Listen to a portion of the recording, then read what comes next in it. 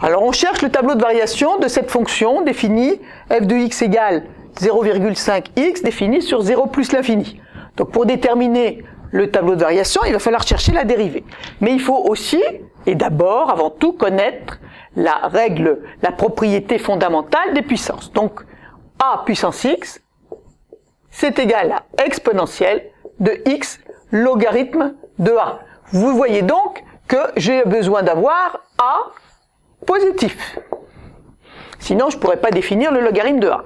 Alors ici, ma fonction, 0,5x, f de x, 0,5 à la puissance x, c'est exponentielle de x, logarithme de 0,5.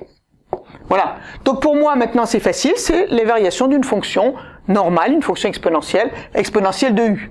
F est dérivable en tant que fonction exponentielle, ici c'est un nombre, il n'y a pas de souci, composé d'une fonction exponentielle, f' de x. Alors la dérivée de exponentielle de u, c'est u', dérivée de x logarithme de 0,5, c'est logarithme de 0,5, exponentielle de u, x, logarithme de 0,5.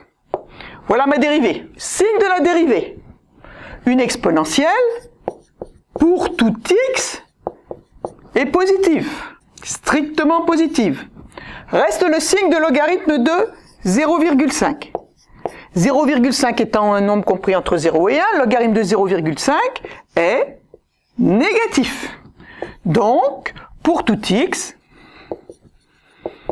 de l'ensemble de définitions, f' de x est négatif et la fonction f est décroissante sur 0 plus l'infini.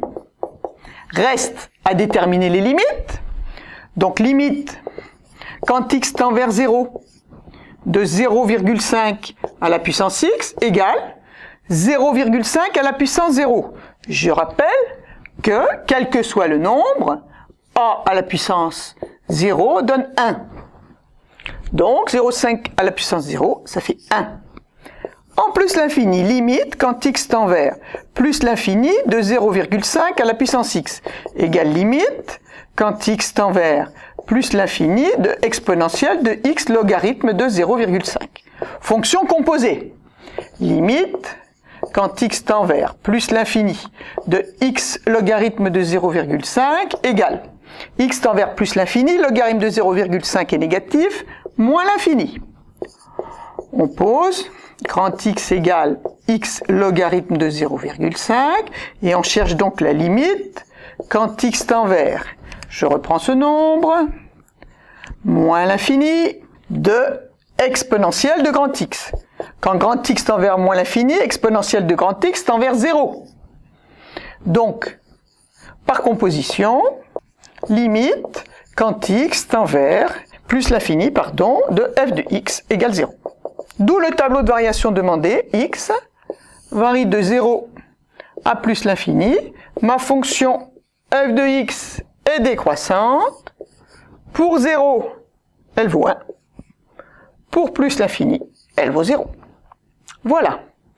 Alors, comme devoir, on va vous demander de démontrer que pour tout p entier naturel, 27 à la puissance p est plus grand que 10 à la puissance p.